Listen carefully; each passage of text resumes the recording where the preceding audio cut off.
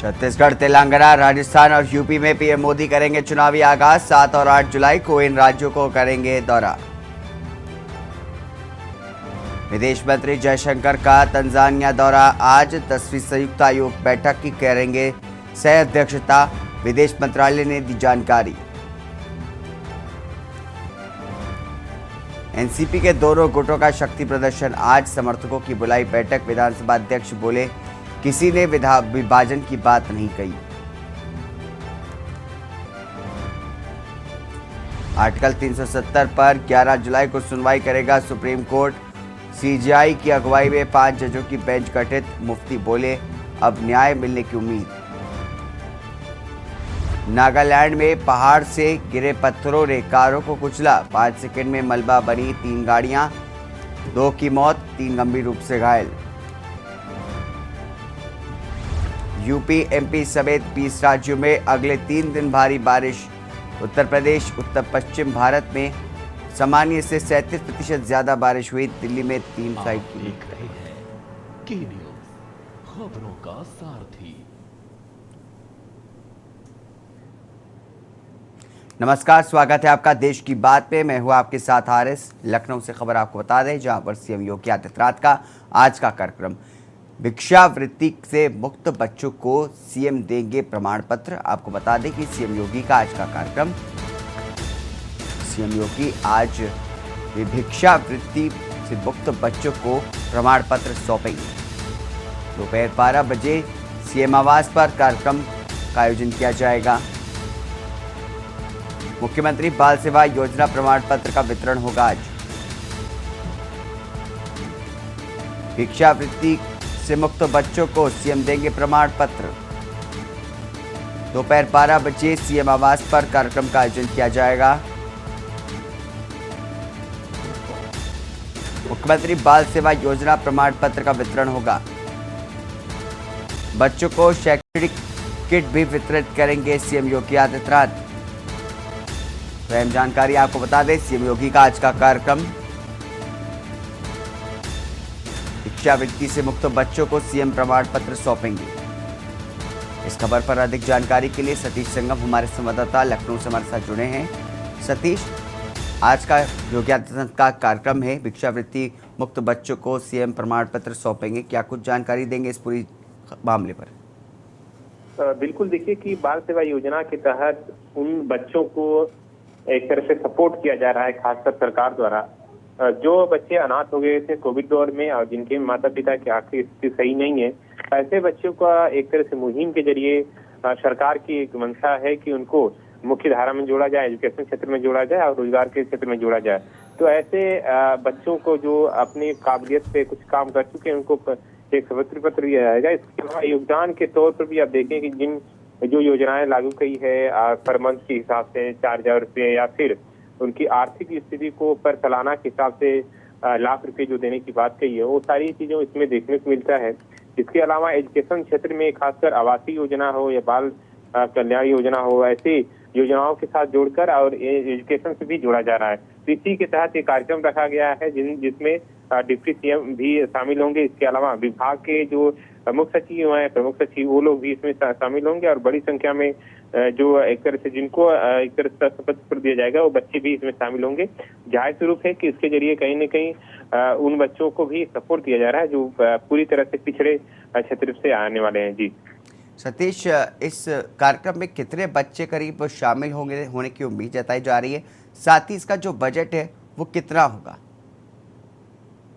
बिल्कुल, इसमें तकरीबन 1000 से ऊपर बच्चे हैं जो प्रदेश भर से बुलाए गए हैं और इसकी बजट की जो बताया जा रहा है, इसमें 2 करोड़ से अधिक बजट है। जो सालाना के हिसाब से इसका रिपोर्ट तैयार किया गया है, जिन बच्चों को आर्थिक रूप से सरकार द्वारा एक तरह से मदद के रूप में देखा जा रहा है। कई क्राइटेरिया इसमें अगर आप देखें कि शादी विवाह को लेकर जो बालिकाएं हैं, जो बच्चियां हैं जिनके पारिवारिक की आर्थिक स्थिति सही नहीं है, उनके लिए भी सपोर्ट के तौर पर देखा जा रहा है। इसके अलावा प्राथमिक स्तर पे एडमिशन को लेकर बच्चों को जो कोविड दौर में जिन बच्चे के माता पिता की डेथ हो गई थी, वो एक तरह से निर्भर नहीं थे किसी चीज पर, तो उसका सपोर्ट के तौर पे शासन ने किया। उसको उस आधार पे आप देखें पर मंथ की 1000 से 2000 रुपये की पात्र के तौर पर भी दिया जा रहा है। इसके अलावा 10 वर्ष से ज्यादा की उम्र जो बच्चों को है, तो उसमें एडमिशन को लेकर भी प्रावधान है और इसमें योजनाओं के जरिए जो उत्तर प्रदेश बाल सेवा योजना है उसके जरिए भी कहीं न कहीं सपोर्ट दिया जा रहा है जी। सतीश, बताया जा रहा है कि बच्चों को शैक्षणिक किट भी प्रदान की जाएगी। उस किट में क्या क्या शामिल होगा? किट की बात किया जाए तो कॉपी किताब के अलावा उनकी जरूरत की चीजें हैं, बैग है इसमें किट में जो स्कूल बैग के तौर पे देखा जा रहा है। तो ये सारी चीजें हैं जो उनके मूलभूत आवश्यकताओं की जरूरत को पूरी करती है और खासकर एजुकेशन क्षेत्र में, खासकर प्राथमिक स्तर में जो एडमिशन लेते हैं उनकी किताब निःशुल्क की बात हो, मुफ्त की बात हो या फिर कॉपी की बात हो, वो सारी चीजें इसमें है जी। जी सतीश, बहुत बहुत शुक्रिया तमाम जानकारी विस्तार से बताने के लिए। तो अहम जानकारी आपको बता दें कि सीएम योगी आदित्यनाथ का आज का कार्यक्रम है। इस दौरान भिक्षा मुक्ति से बच्चों को सीएम योगी आदित्यनाथ प्रमाण पत्र सौंपेंगे। भिक्षावृत्ति से मुक्त बच्चों को सीएम देंगे प्रमाण पत्र। दोपहर 12 बजे सीएम आवास पर कार्यक्रम का आयोजन किया जाएगा। दोपहर 12 बजे सीएम आवास पर कार्यक्रम का आयोजन किया जाएगा। बता दें कि मुख्यमंत्री बाल सेवा योजना प्रमाण पत्र का वितरण किया जाएगा आज 12 बजे सीएम आवास पर। अहम खबर आपको बता रहे हैं, लखनऊ में सीएम योगी आदित्यनाथ का आज का कार्यक्रम। भिक्षावृत्ति से मुक्त बच्चों को सीएम योगी देंगे प्रमाण पत्र।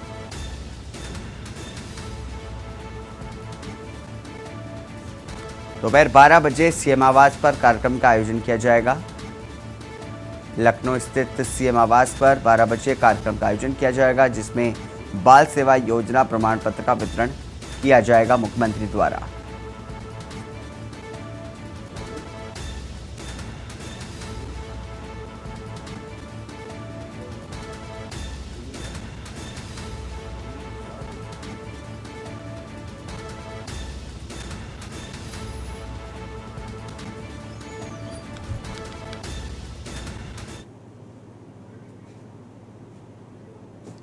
अगली खबर यूपी के मौसम को लेकर के है। यूपी में झमाझम बारिश का अलर्ट जारी किया गया है। मौसम विज्ञान विभाग ने जारी किया है ऑरेंज अलर्ट। तो यूपी में झमाझम बारिश का अलर्ट जारी किया गया है। बता दें कि मौसम विज्ञान विभाग ने जारी किया है ऑरेंज अलर्ट। उत्तर प्रदेश के पूर्वी इलाकों में बारिश का अलर्ट जारी किया गया है। तो अहम जानकारी आपको बता दें, लगभग 40 जिलों में झमाझम बारिश होने की आशंका जताई जा रही है। वहीं दक्षिणी पश्चिम मानसून में दिख रहा है रंग। मानसून के चलते यूपी में हो रही है बारिश। वहीं 4 से 5 दिनों तक यूपी के कई इलाकों में बारिश होगी। इनमें चंदौली, चित्रकूट, मिर्जापुर, कौशाम्बी, रायबरेली में अलर्ट जारी किया गया है। बता दें कि प्रतापगढ़, फतेहपुर, चंदौली जिलों में भारी बारिश का अलर्ट जारी हुआ है। लखनऊ, रायबरेली, बाराबंकी, उन्नाव, कानपुर नगर में अलर्ट जारी किया गया है। वहीं कानपुर देहात, गोरखपुर, महाराजगंज, बस्ती के लिए अलर्ट भी जारी हुआ है। सुल्तानपुर, गोंडा, बहराइच, बलरामपुर, श्रावस्ती के लिए अलर्ट जारी। लखनऊ, रायबरेली, बाराबंकी, उन्नाव, कानपुर नगर में अलर्ट। इस खबर पर अधिक जानकारी के लिए पवन तिवारी हमारे संवाददाता लखनऊ से हमारे साथ जुड़े हैं। पवन, जिस तरह से मौसम विभाग की तरफ से अलर्ट जारी किया गया है, क्या कुछ बताना चाहेंगे इस पूरे मामले पर? उत्तर प्रदेश दक्षिणी पश्चिमी मानसून सक्रिय है। मानसून सक्रिय होने की वजह से पिछले 7-8 दिनों से लगातार उत्तर प्रदेश के विभिन्न इलाकों में बारिश। फिलहाल आज जो है पूर्वी उत्तर प्रदेश में भारी बारिश होने का अलर्ट जारी किया गया। इसके लिए मौसम विज्ञान विभाग ने ऑरेंज अलर्ट जारी किया है।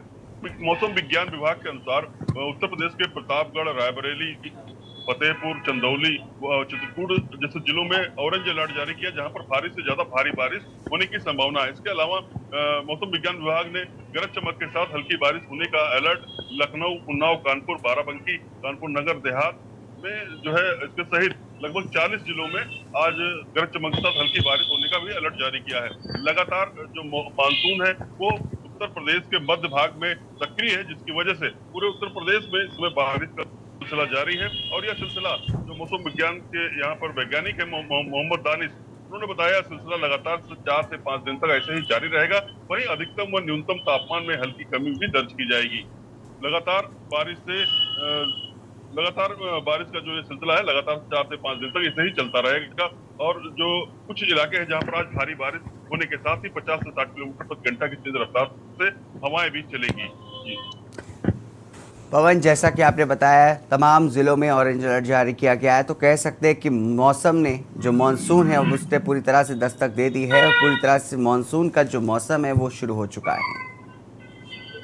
जी अगर बात की जाए उत्तर प्रदेश की, तो उत्तर प्रदेश के सभी इलाकों में अगर कुल अभी तक उत्तर प्रदेश की 1 जून से लेकर इधर 4 जुलाई तक बात की जाए उत्तर प्रदेश में बारिश की, तो अभी तक लगभग जो अनुमान बारिश थी 118 मिलीमीटर, उससे ज्यादा 125 मिलीमीटर यानी 7% अधिक उत्तर प्रदेश में अभी तक जो है अनुमान बारिश से 7% अधिक की बारिश हुई है। इसका मतलब कुल मिलाकर जो मानसून है पूरी तरह सक्रिय है और उत्तर प्रदेश में लगातार बारिश का सिलसिला जारी है। इस बार जो मौसम विज्ञान विभाग था उसने औसत होने का अनुमान लगाया था, पूरे मानसूनी सीजन में औसत बारिश होने का अनुमान लगाया था और ये बताया था कि 5% कम या अधिक बारिश हो जाएगी। तो अभी तक अगर बात की जाए तो 7% अधिक बारिश पूरे उत्तर प्रदेश में हो चुकी है और आने वाले 2-3 दिनों में जिस तरह बारिश का अलर्ट दिया गया है उससे पूर्वी उत्तर प्रदेश में अनुमान से कहीं ज्यादा बारिश हो जाएगी।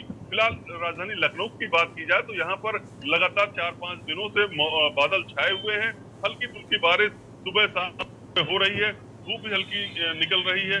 तो जो यहाँ का तापमान है वो लगभग 31 डिग्री सेल्सियस कल रिकॉर्ड किया गया था, जो कि सामान्य से लगभग 4 डिग्री सेल्सियस कम है। वहीं जो न्यूनतम तापमान है वो 27 डिग्री सेल्सियस रिकॉर्ड किया गया था, जो कि सामान्य से लगभग 1 डिग्री सेल्सियस अधिक है। वहीं अगर ज्यादातर जिलों के अधिकतम और न्यूनतम तापमान की बात की जाए तो सामान्य से वो ज्यादातर नीचे चल रहा है। तो कुल मिलाकर जो बारिश का मौसम है उसमें जो पहले भीषण गर्मी पड़ रही थी उससे भी राहत दिलाई है। और लखनऊ की अगर बात की जाए तो अभी तक यहाँ पर ज्यादा भारी बारिश तो नहीं हुई है, लेकिन लगातार सामान्य बारिश जारी है, जिससे मौसम सुहावना बना हुआ है। बीच बीच में धूप निकलने से थोड़ी उमस भरी गर्मी भी यहाँ पर पड़ रही है। फिलहाल मौसम विज्ञान विभाग के अनुसार आज भी यहाँ पर बारिश होने की पूरी संभावना है। जी पवन, बहुत बहुत शुक्रिया तमाम जानकारी विस्तार से बताने के लिए। तो आपको बता दें कि मानसून ने अब यूपी में दस्तक दे दी है। झमाझम बारिश का अलर्ट जो है वो जारी हो चुका है, तमाम ज़िलों में बारिश का अलर्ट जारी किया गया है। मौसम विभाग ने जारी किया है ऑरेंज अलर्ट। बता दें कि यूपी में झमाझम बारिश का ऑरेंज अलर्ट जारी हो चुका है, तमाम ज़िलों में ऑरेंज अलर्ट की संभावना बताई जा रही है, झमाझम बारिश होने की संभावना जताई जा रही है।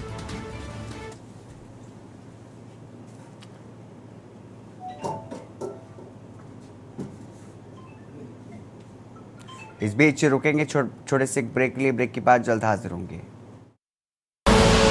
आप देख रहे हैं के न्यूज, खबरों का सारथी।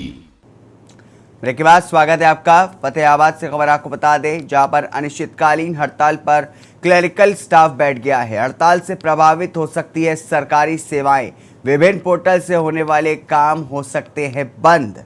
बेसिक वेतन को 35,400 करने की मांग को लेकर के हड़ताल पर बैठे कर्मचारी क्लरिकल एसोसिएशन वेलफेयर सोसाइटी के आह्वान पर हड़ताल शुरू की गई है। तो सरकारी वेलफेयर जो क्लरिकल एसोसिएशन वेलफेयर सोसाइटी है उसने हड़ताल पर जाने का आह्वान कर दिया है। उनकी मांग है कि 35,400 रुपये उनकी जो वेतन है उसकी मांग को लेकर के हड़ताल पर बैठ गए हैं।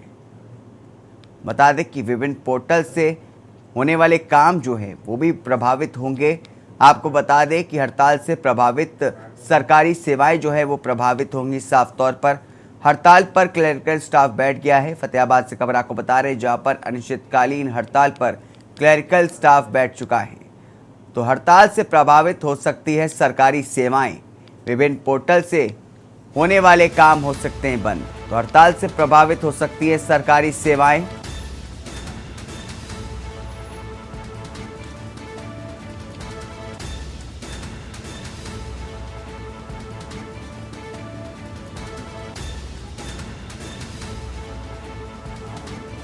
फतेहाबाद से खबर आपको बता रहे, जहां पर अनिश्चितकालीन हड़ताल पर क्लरिकल स्टाफ बैठ चुका है। हड़ताल से प्रभावित हो सकती सरकारी सेवाएं, विभिन्न पोर्टल से होने वाले काम बंद हो सकते हैं। बेसिक वेतन को 35,400 करने की मांग को लेकर के हड़ताल शुरू की गई है। फतेहाबाद से खबर आपको बता रहे हैं, जहां पर अनिश्चितकालीन हड़ताल पर क्लरिकल स्टाफ। हड़ताल से प्रभावित हो सकती है सरकारी सेवाएं।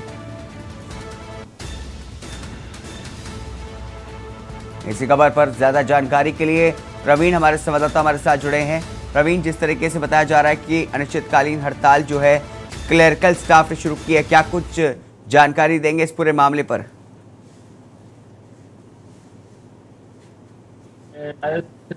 दिया था और कल इनके बेटी को इनकी रतिया और दाखिल थी, तो उन्होंने ये कहा था कि ये डिमांड थी जो इनका वेतन है वो 35,400 कर दिया जाए। और आज जो है भी स्टाफ के जो क्लरिकल है क्लर्क जितने भी है वो आज अनिश्चितकाल धरने पर है। जी जी प्रवीण, जिस तरीके से बताया जा रहा है कि काम जो है सरकारी सेवाएं जो हैं, पोर्टल जो हैं वो भी प्रभावित होंगे, इसको लेकर के क्या कुछ बताएंगे? हाँ जी सर, इसमें सर विभिन्न प्रकार के पोर्टल नगर निगम के लिपिक कर्मचारी ऐसा भी हड़ताल पे है। और आज जितने भी कर्मचारी अलग अलग डिपार्टमेंट के अंदर है वो सभी आज अनिश्चितकाल धरने पर है। प्रवीण, आपसे जानना चाहेंगे, क्या अभी तक किसी भी प्रशासनिक अधिकारी ने इस मामले का संज्ञान लिया है? कोई आश्वासन दिया गया है प्रशासन की तरफ से? नहीं सर, अभी तक इनके प्रशासन ने कोई इसके ऊपर ध्यान नहीं दिया गया है। और पहले भी मीटिंग की थी और उन्होंने आह्वान भी किया था कि हम 5 जुलाई को अनिश्चितकाल धरने पे बैठेंगे, लेकिन अभी तक प्रशासन इसके मामले में कोई संज्ञान नहीं ले पाया। जी प्रवीण, आपको लगता है कि क्या इनकी जो मांग है वो जायज़ बताई जा सकती है? सर, इनके जो प्रधान से जब मैंने बात की तो उन्होंने कहा था कि हमारा ये धरना है ये 5 जुलाई से चलेगा। और हमने पहले भी इनको प्रशासन को भी कह दिया था कि हमारी मांगे हैं जो 35,400 करने का वेतन है वो किया जाए। और जो मांगे हैं वो ये कह रहे हैं हमारी मांगे जो है यही है और हम प्रशासन से यही मांग करते हैं कि हमारी जो मांग है वेतन है वो 35,400 रखा जाए। प्रवीण, बहुत बहुत शुक्रिया तमाम जानकारी के लिए। तो आपको बता दें, फतेहाबाद से खबर, जहां पर अनिश्चितकालीन धरने पर बैठ गए हैं clerical staff. Clerical association welfare society वो पूरी हड़ताल पर बैठी है। क्लरिकल स्टाफ अनिश्चितकालीन हड़ताल पर। हड़ताल से प्रभावित हो सकती है सरकारी सेवाएं। बता दें कि विभिन्न पोर्टल से होने वाले काम बंद हो सकते हैं। बेसिक वेतन को 35,400 करने की मांग को लेकर के हड़ताल जारी है।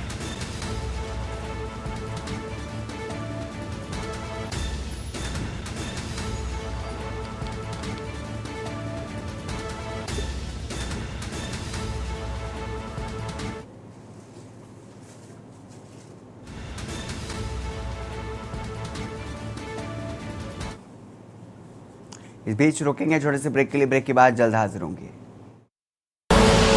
आप देख रहे हैं के न्यूज, खबरों का सारथी। ब्रेक के बाद स्वागत है आपका। देश की बात में बात करेंगे यूपी के बुलंदशहर की, जहां पर कांवड़ यात्रा को लेकर के हाई अलर्ट जारी किया गया है। सुपर जोन, जोन और सेक्टर में बांटा गया है जिला। तो बता दें कि सुपर जोन, जोन और सेक्टर में बांटा गया है बुलंदशहर। अहम जानकारी आपको बता दें, 5 सुपर जोन, 18 जोन और 56 सेक्टरों में बटा जिला। वहीं आपको बता दें कि सीसीटीवी सर्विलांस की जद में होंगे कांवड़ सेवा शिविर। सीसीटीवी सर्विलांस की जद में होंगे कांवड़ सेवा शिविर। आपको बता दें कि 7 जुलाई और 9 जुलाई से वाहनों का रूट डायवर्जन किया जा रहा है। वहीं ड्रोन कैमरों से कांवड़ यात्रा की निगरानी की जाएगी। बता दें कि मंदिरों पर लगाए जाएंगे सीसीटीवी कैमरे। तो अहम जानकारी आपको बता रहे यूपी के बुलंदशहर से, जहां पर कांवड़ यात्रा को लेकर के हाई अलर्ट मोड पर प्रशासन। बता दें कि सुपर जोन, जोन और सेक्टर में बांटा गया है बुलंदशहर जिला। अहम जानकारी आपको बता रहे हैं। सावन का पावन महीना शुरू हो रहा है और 15 और 16 को शिवरात्रि के मुहूर्त पर यहाँ विभिन्न मंदिरों पे जल चढ़ाया जाएगा। इसके अतिरिक्त प्रत्येक सोमवार को भी जनपद बुलंदशहर में काफ़ी संख्या में श्रद्धालु आकर जल चढ़ाते हैं। इसके दृष्टिगत पूरे जनपद को 5 सुपर जोन 18 जोन और 55 सेक्टर्स में विभाजित किया गया है, जिसमें मजिस्ट्रेट्स और पुलिस ऑफिसर्स की ड्यूटी लगाई गई है। इसके अतिरिक्त ड्रोन कैमरे के माध्यम से, आईपी बेस्ड सीसीटीवी कैमरे के माध्यम से इस पूरे यात्रा की निगरानी रखी जाएगी। जो भी कांवड़ शिविर लगे हैं उन शिविर संचालकों से भी अनुरोध किया गया है कि वो वहाँ अपने शिविर पर सीसीटीवी कैमरा लगाएं। इसके अतिरिक्त यातायात प्रबंधन को लेकर रूट डाइवर्जन प्लान बनाया गया है, जिसमें कि भारी वाहनों का डाइवर्जन 7 तारीख के बाद से और फिर छोटे वाहनों का डाइवर्जन उसके 2 दिन बाद से सुनिश्चित कराया जाएगा।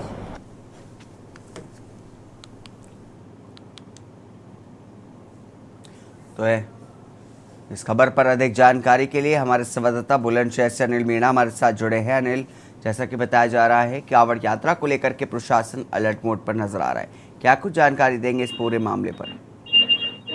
जी देखिए, बिल्कुल हारिस, मैं आपको बता दूं, जनपद बुलंदशहर की अगर बात करते हैं, जनपद बुलंदशहर में कांवड़ यात्रा को लेकर पुलिस प्रशासन ने पूरी तैयारियां कर ली हैं। अगर बात की जाए, जनपद बुलंदशहर के एसएसपी ने खुद बताया है कि जो जनपद बुलंदशहर को कांवड़ यात्रा को देखते हुए 5 सुपर जोन और 18 जोन और 56 सेक्टर में बांटा गया है और प्रत्येक जो जितने भी जोन और सुपर जोन और सेक्टर बनाए गए उन पर सभी की मजिस्ट्रेट तैनात की गई है और तमाम भारी पुलिस बल लगाया गया है और जो जितने भी सिविल लगेंगे उन पर भी पुलिस व्यवस्था की गई है और जो जितने भी सिविल लगाने वाले जो संचालक हैं उनसे एसएसपी ने और डीएम ने अपील की है कि वो सीसीटीवी कैमरा लगाएं। और देखिए, सबसे बड़ा सवाल यहाँ एक और है कि ड्रोन कैमरा की निगरानी में जो कांवड़ यात्रा जनपद बुलंदशहर के जो मार्गों से होकर जाएगी वो ड्रोन कैमरे की निगरानी में होकर जाएगी और एसएसपी और डीएम का कहना यह है कि कांवड़ को सफल संपन्न बनाने के लिए उन्होंने तमाम तैयारियां पूरी कर ली है। किसी भी कीमत पर जो उल्लंघन करने वाले जो व्यक्ति हैं उनको बख्शा नहीं जाएगा और जो तमाम जितनी भी कांवड़ यात्रा है उनके लिए उन्होंने सारी व्यवस्था कर ली है। अगर बात की जाए रूट डाइवर्जन की, तो वाहनों को लेकर भी उन्होंने रूट डाइवर्जन किया है। अगर देखिए, बात की जाए 7 जुलाई से जो बाहरी वाहन है जैसे ट्रक है, बसें,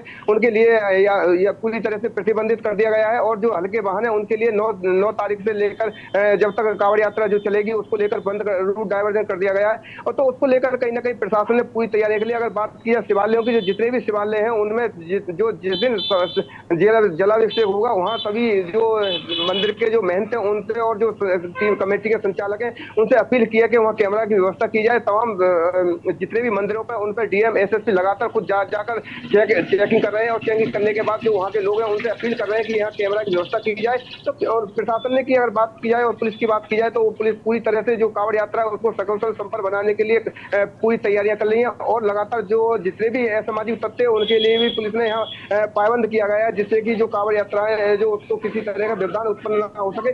तो अगर बात लगातार जनपद बुलंदशहर में जो एसएसपी और डीएम लगातार जो जितने भी जो यातायात के आने वाले वाहन है और जो वाहन जो सड़कें उन पर जो जितने भी गाँव पर है खुद जाकर उन गाँव में मीटिंग भी कर रहे हैं और मीटिंग कर लोगों को अपील भी कर रहे हैं कि किसी तरह की जो कांवड़ यात्रा करने वाले लाने वाले लोग हैं, श्रद्धालु हैं, उनके लिए किसी तरह की कोई भी परेशानी का सामना ना करना पड़े, उसको लेकर प्रशासन ने पूरी तैयारियां कर ली हैं और तमाम जो जितनी भी कांवड़ यात्रा होगी वो ड्रोन कैमरे की निगरानी में होगी और किसी तरह की कोई भी कमी नहीं होने दी जाएगी। एसएसपी का कहना खुद है और एसएसपी का कहना यह है कि जो कांवड़ यात्रा के समय उल्लंघन किया जाएगा या जो उपद्रव करेगा उसको किसी भी कीमत में बख्शा नहीं जाएगा। जी हारिस। ठीक है अनिल, बहुत बहुत शुक्रिया तमाम जानकारी विस्तार से बताने के लिए। तो आपको बता दें कि बुलंदशहर में जो कांवड़ यात्रा को लेकर के प्रशासन जो है वो अलर्ट मोड पर नज़र आ रहा है। सीसीटीवी सर्विलांस की जद में कांवड़ सेवा शिविर का आयोजन किया जा रहा है। तमाम जो तैयारियां हैं प्रशासन की तरफ से की गई हैं। आपको बता दें कि सेक्टर, जोन और सुपर जोन में बांटा गया है बुलंदशहर ज़िले को और आपको बता दें कि सुपर जोन, जोन और सेक्टर में ज़िले को बांटा गया है।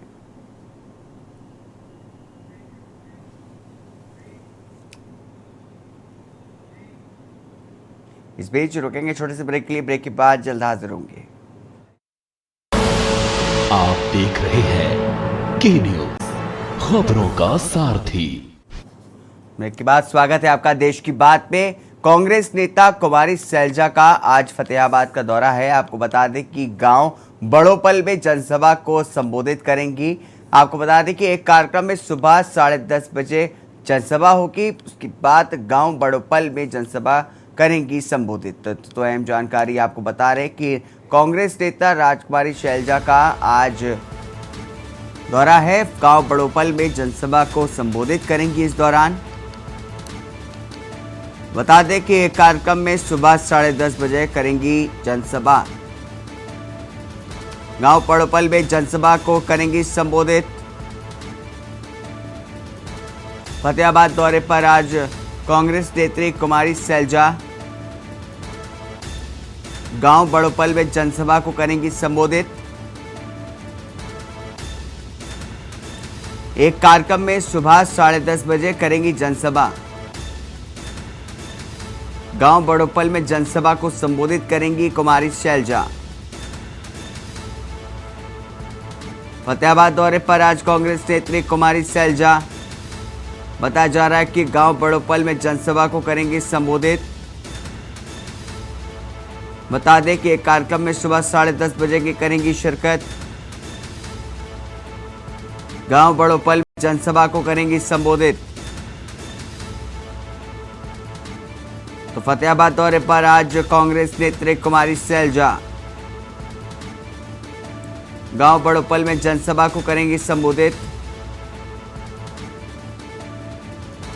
एक कार्यक्रम में सुबह 10:30 बजे करेंगी जनसभा।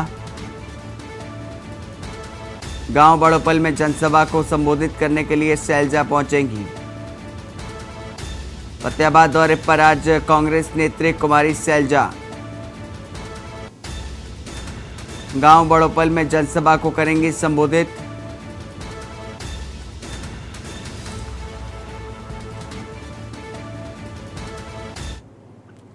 अगली खबर लखीमपुर खीरी से, जहां पर युवकों को जंगली हाथियों के झुंड ने घेर लिया। तो आपको बता दें, युवकों को जंगली हाथियों ने के झुंड ने दौड़ाया। सेल्फी ले रहे युवकों को हाथियों ने दौड़ाया। बलिया गैरी फंटा रोड पर हाथियों ने युवकों को दौड़ाया। वीडियो सोशल मीडिया पर जमकर के वायरल हो रहा है। लखीमपुर खीरी से खबर, जहां पर युवकों को जंगली हाथियों के झुंड ने दौड़ाया। सेल्फी ले रहे युवकों को हाथियों ने दौड़ाया।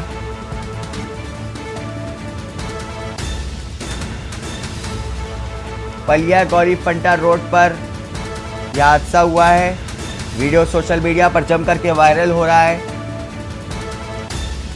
लखीमपुर खीरी से खबर आपको बता रहे हैं, जहां पर युवकों को जंगली हाथियों के झुंड ने दौड़ाया। सेल्फी ले रहे युवकों को हाथियों ने दौड़ाया।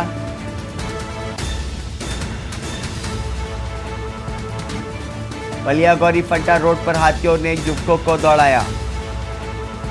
इसका वीडियो सोशल मीडिया पर जमकर के वायरल हो रहा है। तस्वीरों में आप देख सकते हैं किस तरीके से युवकों को हाथियों के एक झुंड ने दौड़ा लिया है। ये वीडियो सोशल मीडिया पर खूब तेजी से वायरल हो रहा है।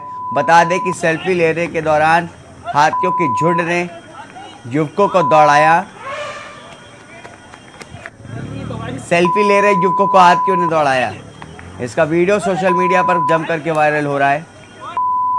पूरा मामला बलिया गौरी फंटा रोड पर हाथियों के झुंड ने दौड़ाया है। बता दें कि लखीमपुर खीरी से अहम खबर, जहां पर सेल्फी लेने पहुंचे युवकों को हाथियों के झुंड ने दौड़ाया। इस खबर पर अधिक जानकारी के लिए विनीत कुमार हमारे संवाददाता हमारे साथ जुड़े हैं। विनीत, आपसे जानेंगे, जिस तरीके से वीडियो सामने आया है, युवकों को हाथियों के एक झुंड ने दौड़ा लिया है, क्या कुछ जानकारी देंगे इस पूरे मामले पर? सारिश, बताना चाहेंगे लखीमपुर खीरी में इन दिनों बारिश का मौसम चल रहा है, जहाँ बारिश को देखते हुए जंगली जानवर वो जंगलों से बाहर निकल रहे हैं। वहीं आज एक वीडियो सोशल मीडिया पर जमकर वायरल होता है। आपको बताते चले, लखीमपुर खीरी के बलिया गौरी फंटा रोड पर दुधवा नेशनल पार्क के जंगलों से निकले हाथियों के झुंड को देखते हुए वहीं पे युवकों के द्वारा सेल्फी ली जा रही थी। वहीं हाथियों के झुंड ने दौड़ा लिया, जिससे जान बचाकर युवक भागे। जी विनीत, जिस तरीके से देखा जा सकता है वीडियो में, बहुत ही घातक हो सकता था, एक बड़ी हादसा हो सकता था युवकों के साथ भी। क्या कुछ कहेंगे इस पूरे मामले पर? किस तरीके से युवकों की गलती थी या फिर वो हाथियों का झुंड जो है वो अपने दायरे से बाहर आ गया?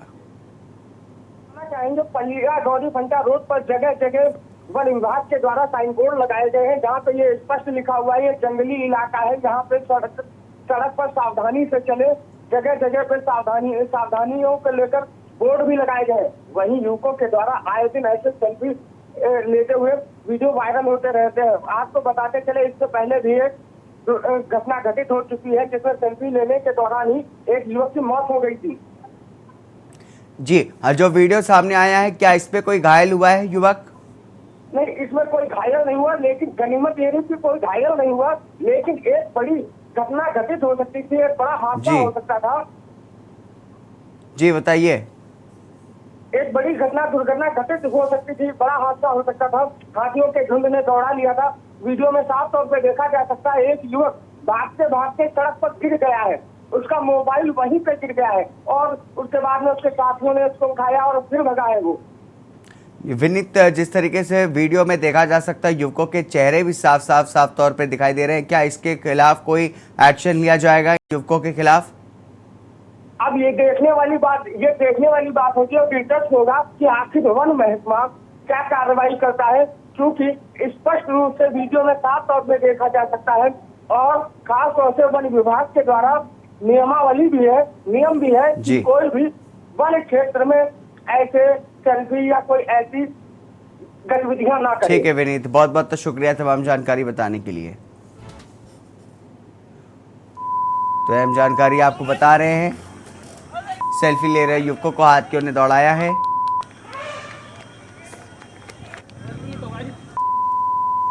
तस्वीरों में आप देख सकते हैं किस तरीके से घातक हो सकता था, एक बड़ा हादसा हो सकता था।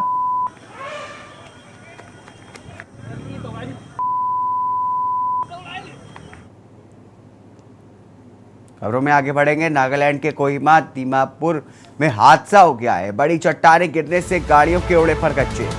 तो नागालैंड के कोहिमा में बड़ा हादसा हुआ है, जहां पर बड़ी चट्टान गिरने से गाड़ियों के फरकच्चे उड़ गए। पत्थर गिरने के कारण 3 गाड़ियां क्षतिग्रस्त हो गई हैं। इस हादसे में 2 लोगों की मौत बताई जा रही है, जबकि 3 लोग गंभीर रूप से घायल हैं। तस्वीरों में आप देख सकते हैं किस पूरी तरह से जो पत्थर है वो गिरते हुए नजर आ रहे हैं और पूरी तरह से जो गाड़ी है उसको क्षतिग्रस्त कर दिया। इस मामले में बताया जा रहा है कि 2 लोगों की मौत भी हो चुकी है। तो नागालैंड के कोहिमा से बड़ा हादसा आपको दिखा रहे हैं, जहां पर पत्थर गिरने से बड़ा हादसा हो गया है। चट्टान की जो पत्थर थे वो गिरे हैं। नागालैंड के कोहिमा दीमापुर में यह हादसा हुआ है, जहां पर देखा जा सकता है चट्टान से गिरते हुए पत्थर से गाड़ियों पर गिरे। गाड़ियां पूरी तरीके से क्षतिग्रस्त हो गई। इस हादसे में 2 लोगों की मौत हुई है, जबकि 3 लोग गंभीर रूप से घायल बताए जा रहे हैं। तो बड़ी चट्टानें गिरने से गाड़ियों के परकच्चे उड़ गए। ये पूरा मामला नागालैंड के कोहिमा दीमापुर में हादसा हुआ है बताया जा रहा है। तस्वीरों में आप देख सकते हैं कितनी पूरी तरह से एक बड़ा पत्थर एक गाड़ी पर आके गिरा। इस हादसे में 2 लोगों की मौत हो गई, जबकि 3 लोग गंभीर रूप से घायल बताए जा रहे हैं। नागालैंड के कोहिमा में बड़ा हादसा हुआ है, जहां पर बड़ी चट्टानें गिरने से गाड़ियों के परकच्चे उड़ गए।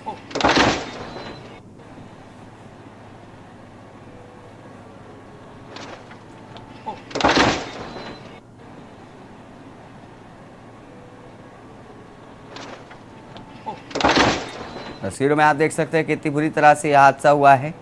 एक बड़ा पत्थर जो है चट्टान से फिसल करके आया और गाड़ी पर चढ़ा और गाड़ी के परकच्चे उड़ गए। इस हादसे में 2 लोगों की मौत हो गई है, जबकि 3 लोग गंभीर रूप से घायल हैं। 3 गाड़ियों पर ये पत्थर गिरे हैं। 2 की मौत बताई जा रही है, जबकि 3 लोग गंभीर रूप से घायल बताए जा रहे हैं।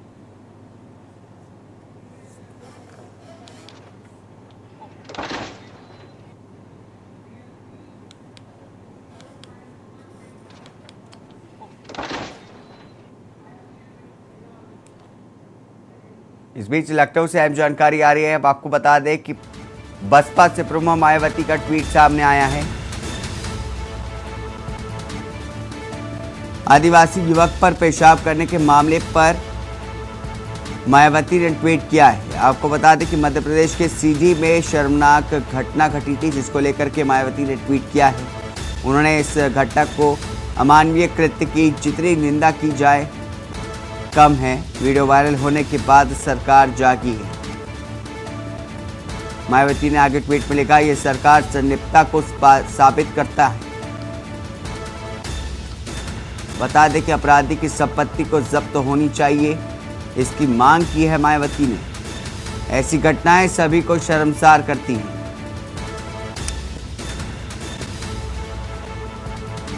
तो मध्य प्रदेश में हुए घटना को लेकर के बीएसपी सुप्रीमो मायावती ने ट्वीट किया है। आदिवासी युवक पर पेशाब करने का मामला था, जिसको लेकर के बीएसपी सुप्रीमो मायावती ने ट्वीट किया है। मध्य प्रदेश के सीधी में जो घटना घटी है वो शर्मनाक बताई। उन्होंने आगे लिखा कि अमानवीय कृत्य की जितनी निंदा की जाए कम है। वीडियो वायरल होने के बाद सरकार जागी है। मायावती ने लिखा कि यह सरकार संलिप्तता की साबित करता है। अपराधी की संपत्ति को जब्त होनी चाहिए। ऐसी घटनाएं सभी को शर्मसार करती हैं। बीएसपी सुप्रीमो मायावती का ट्वीट सामने आया है। मायावती ने आदिवासी युवक पर पेशाब करने के मामले को लेकर के ट्वीट किया है।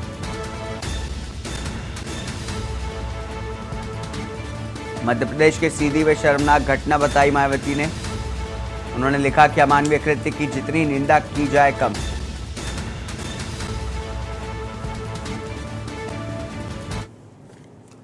इसी के साथ रुकेंगे एक छोटे से ब्रेक के लिए। ब्रेक के बाद जल्द हाजिर होंगे। आप देख रहे हैं के न्यूज, खबरों का सारथी। ब्रेक के बाद स्वागत है आपका। राजधानी दिल्ली से खबर आपको बता दें, जहां पर पूर्व डिप्टी सीएम की पत्नी की बिगड़ी तबीयत। बता दें कि मनीष सिसोदिया की पत्नी सीमा की तबीयत बिगड़ी। उनकी पत्नी को अस्पताल में भर्ती कराया गया है। बता दें कि पिछले कुछ सप्ताह से उनकी तबीयत खराब चल रही थी। अस्पताल में उनको भर्ती कराया गया है। पिछले कुछ सप्ताह से खराब चल रही तबीयत, तीसरी बार अस्पताल में भर्ती कराया गया। 49 साल की सीमा मल्टीपल स्क्लेरोसिस से की मरीज हैं। पूर्व डिप्टी सीएम की पत्नी की तबीयत बिगड़ी। मनीष सिसोदिया की पत्नी सीमा की तबीयत बिगड़ी। अस्पताल में उनको भर्ती कराया गया है। पिछले कुछ सप्ताह से खराब चल रही तबीयत, अस्पताल में उनको भर्ती कराया गया। पिछले कुछ सप्ताह से खराब चल रही थी उनकी तबीयत।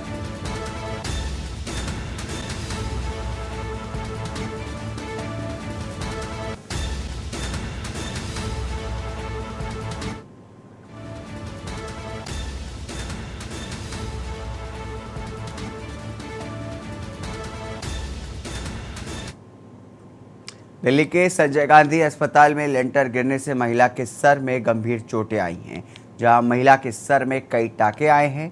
बता दें कि महिला को तुरंत हॉस्पिटल इमरजेंसी वार्ड में शिफ्ट किया गया। एहतियात के तौर पर पुरानी बिल्डिंग के दूसरी मंजिल के वार्ड को खाली करा दिया गया है। आपको बता दें कि अभी कुछ दिन पहले ही इसी हॉस्पिटल के मेडिसिन डिपार्टमेंट की छत का कुछ हिस्सा टूट करके गिर गया था, जिससे कई मरीजों को चोट आई थी। बता दें कि संजय गांधी अस्पताल की बिल्डिंग काफ़ी पुरानी हो चुकी है, जिस कारण आए दिन ऐसी घटनाएं देखने को मिल रही हैं, लेकिन प्रशासन की नाक पर जू तक नहीं रेंग रही है।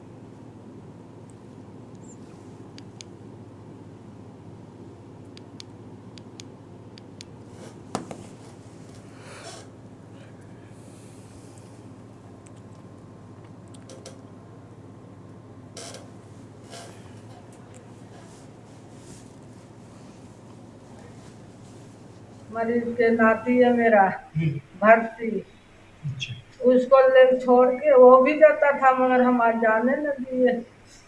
और मैं जैसे ही बर्तन धोए बिना था वही में रह गया, वो छत गिरा तो मैं गिर गई पड़ाक से। सर आज मेरे पास फोन गया, 2-3 मरीज वार्ड नंबर 4 में बाथरूम में गए थे बाथरूम करने के लिए और बाथरूम में छत पड़ गया और छत पड़ने से 3-4 मरीज घायल हो चुके हैं और एक हफ्ते पहले भी ओटीपी में 4-5 मरीज पहले भी घायल हो चुके हैं। लेकिन क्षेत्र की विधायिका का कोई ध्यान नहीं है इस तरफ। और केजरीवाल एक तरफ तो कहता है मैं हॉस्पिटल में ये कर रहा हूँ, लेकिन सब पब्लिसिटी कर रहा है, कुछ नहीं कर रहा।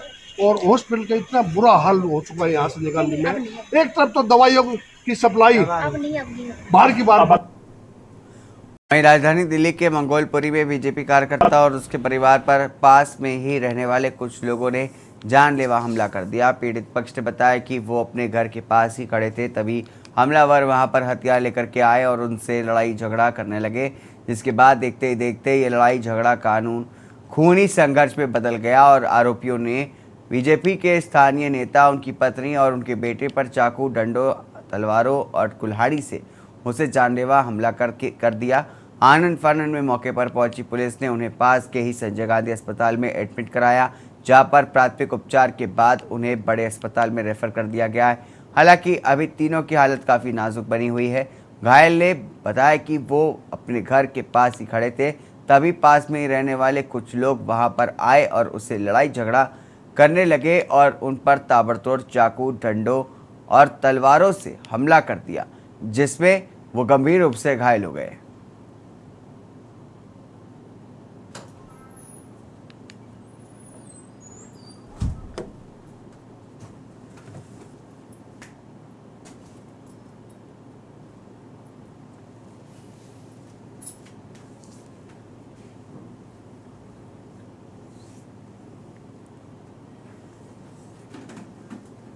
मेरा भाई गाड़ी लेके जा रहा था और मेरे पापा और मेरे भाई को बेफजलों से तलवारों और चक्कुओं से मारा है। उनको चक्कू और तलवारों से उनको बहुत मारा है।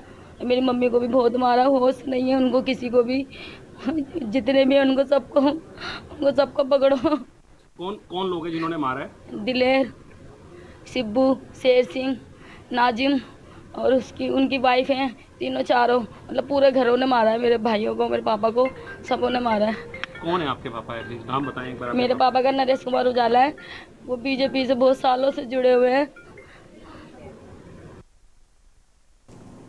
खबर दिल्ली के रोहिणी के अमन विहार से, जहां पर पुलिस ने ऑपरेशन पराक्रम के तहत चीता गैंग के 30 सदस्यों को गिरफ्तार करने के साथ ही 2 देसी कट्टे और एक बटनदार चाकू बरामद किया है।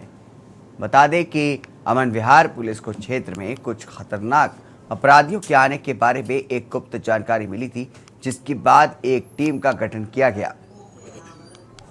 टीम ने रामा विहार में जाल बिछाकर के तीनों को पकड़ लिया। तलाशी लेने पर इनके पास से 2 देसी कट्टे और एक चाकू बरामद किया गया। पूछताछ करने पर उन्होंने खुलासा किया कि वे चीता गिरोह के लिए काम करते हैं। जब वे अपने हैंडलर से निर्देश प्राप्त करते हैं तो अपराध करते हैं।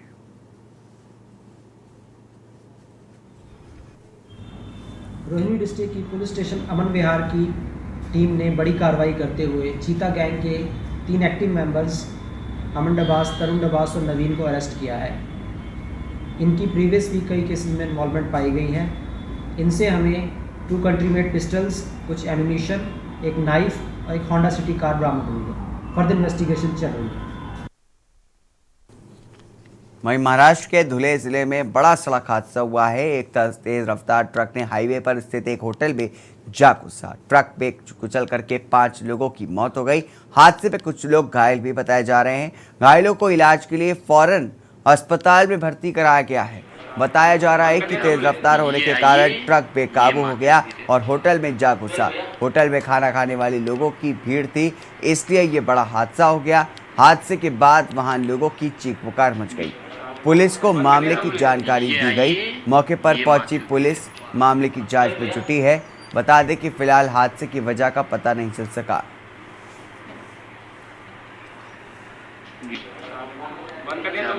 ये आइए, ये माचूती रे।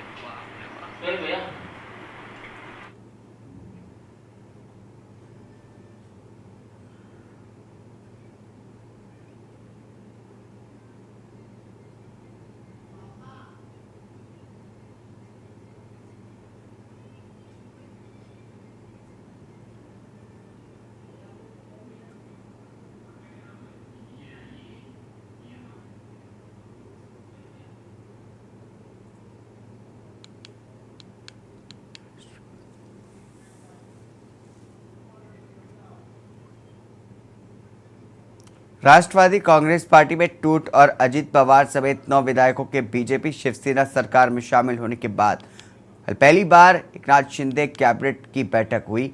इस मीटिंग में शिंदे सरकार के 1 साल पूरे होने पर एक पुस्तिका जारी की गई। CM Eknath Shinde, deputy CM Devendra Fadnavis और अजित पवार ने राज्य में शिवसेना बीजेपी गठबंधन सरकार द्वारा पिछले 1 साल के दौरान किए गए कार्यों का उल्लेख करते हुए पुस्तिका का विमोचन किया गया।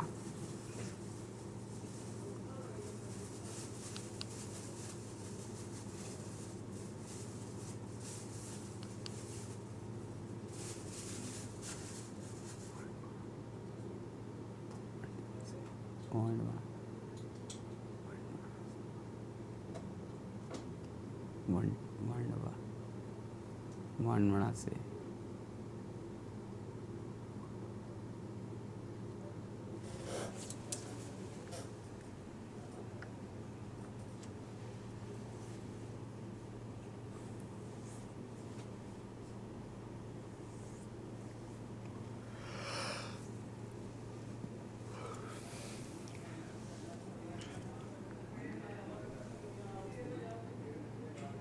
खबर महाराष्ट्र चाकुर के मांडवा गांव से है, जहां पर पिछले कुछ महीनों से कल्याण नाम का मटका खेला जा रहा है। सुबह से रात तक मटके का खेल चलता है। बता दें कि इस क्षेत्र के व्यापारी व मजदूर मटके के खेल के शिकार हो रहे हैं, जिससे कई लोगों की जिंदगी बर्बाद हो चुकी है। लेकिन मटके का विक्रेता धड़ल्ले से मटके का धंधा कर रहा है। प्रतिदिन 2 से 3 लाख रुपए का जुआ चल रहा है।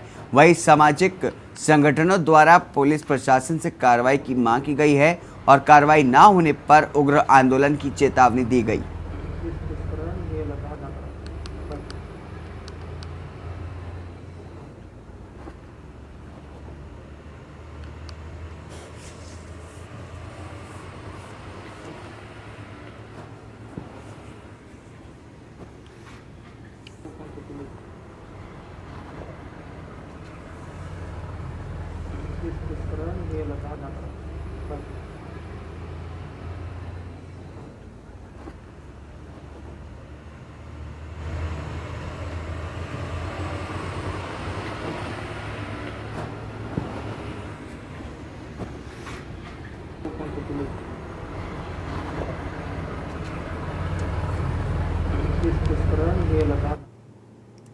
नालंदा जिले के सारे थाना क्षेत्र के बिनार मोड़ के पास चोरों ने खाद्य दुकान में घुस करके लाखों की चोरी कर ली है।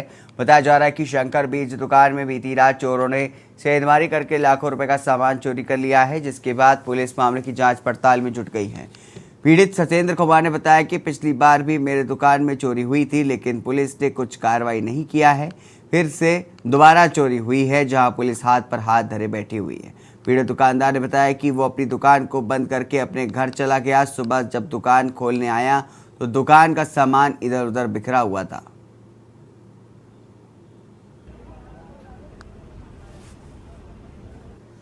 चोरी हो गया है। कितने बार यहाँ पर चोरी हो चुका है? दूसरा बार हुआ, एक दिन हुआ था इसके पिछले धनतेरस के दिन। किस चीज का दुकान है ये? बीज भंडार है। क्या क्या चोरी हुआ है? अभी तो फिर नगद कैसे भी निकाल लिया और सब्जी बीज और सब सब्जी को भी सब ले गया, सारा सामान लेके चल गया। कैश कितना है? कैश कितना? करीब 2 लाख से ऊपर। और इसके अलावा और कुछ? और करीब 2 लाख के मिठाई था।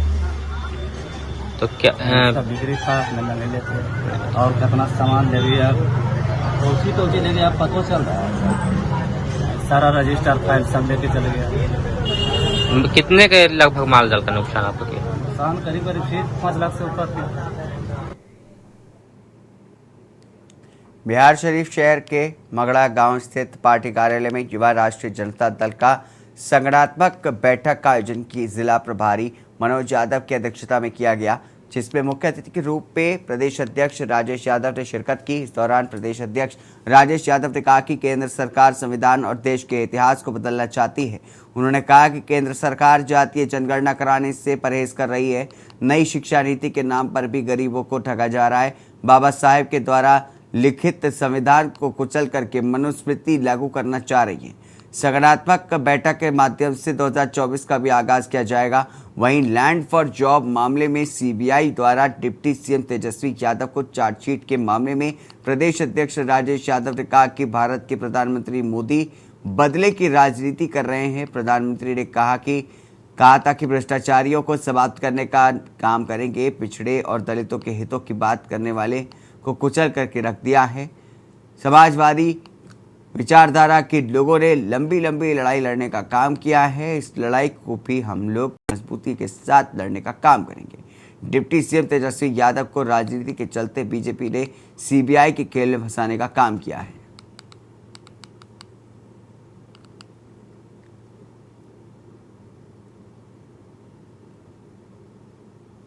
चार्जशीट में घसीटा जाएगा और भविष्यवाणी किसी को भविष्यवाणी नहीं, क्योंकि देखिए इस देश का जो प्रधानमंत्री है वह गुंडई पे उतरे। उन्होंने क्या कहा? उन्होंने कहा कि हम भ्रष्टाचारियों को समाप्त करेंगे।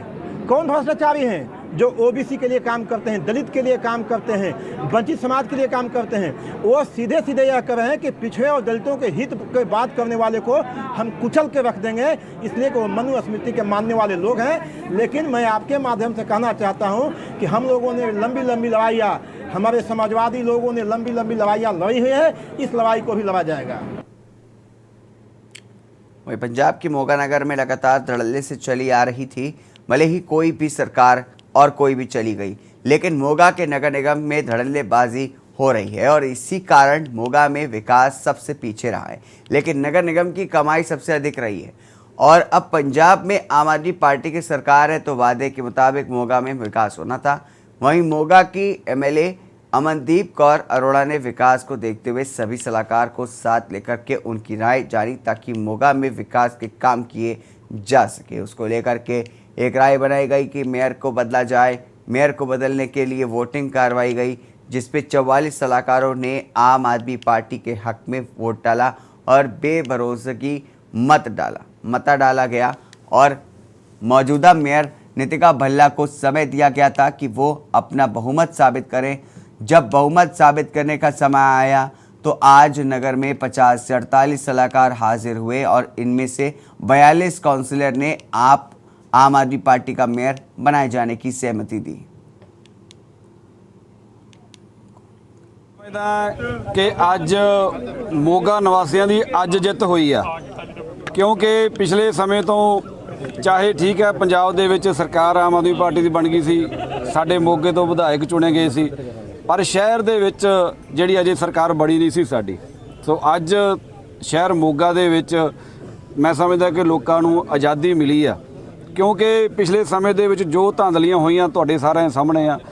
ਮੋਗੇ ਦੇ ਵਿੱਚ ਇੱਕ ਲਹਿਰ ਉੱਠੀ ਸੀ ਕਿ ਜਿਹੜਾ ਮੋਗੇ ਦਾ ਵਿਕਾਸ ਕਰੂਗਾ ਅਸੀਂ ਉਹਦੇ ਨਾਲ ਆ, ਤੇ ਅੱਜ ਮੈਂ ਧੰਨਵਾਦ ਕਰਦਾ ਉਹਨਾਂ 42 ਕਾਉਂਸਲਰਾਂ ਦਾ ਜਿਨ੍ਹਾਂ ਨੇ ਕਿ ਅੱਜ ਆਮ ਆਦਮੀ ਪਾਰਟੀ ਦੇ ਹੱਕ ਦੇ ਵਿੱਚ ਇੱਕ ਝੰਡਾ ਬੁਲੰਦ ਕੀਤਾ। ਜੋ ਬੇਭਰੋਸਗੀ ਦਾ ਮਤਾ ਅਸੀਂ ਪਾਇਆ ਸੀਗਾ ਕੁਝ ਦਿਨ ਪਹਿਲਾਂ, ਸੋ ਉਸ ਦੇ ਵਿੱਚ ਅੱਜ ਜਿਹੜੇ ਕਾਂਗਰਸ ਦੇ ਮੇਅਰ ਨਿਤਿਕਾ ਭੱਲਾ ਸੀਗੇ ਉਹਨਾਂ ਦੇ ਖਿਲਾਫ ਜਿਹੜਾ ਸੀ 42 ਕਾਉਂਸਲਰ ਸਾਹਿਬਾਨਾਂ ਨੇ ਬੇਭਰੋਸਗੀ ਦਾ ਮਤਾ ਪਾਇਆ ਸੀਗਾ, ਜਿਸ ਦੇ ਵਿੱਚ ਅੱਜ 41 ਕਾਉਂਸਲਰ ਸਾਹਿਬਾਨਾਂ ਨੇ ਉਹਨਾਂ ਦੇ ਜਿਹੜੇ ਬੇਭਰੋਸਗੀ ਮਤੇ ਤੇ ਹਾਂ ਦਾ ਨਾਰਾ ਭਰਿਆ। इसके साथ देश की बात में बस इतना ही। दीजिए इजाजत, नमस्कार। आप देख रहे हैं के न्यूज़, खबरों का सारथी।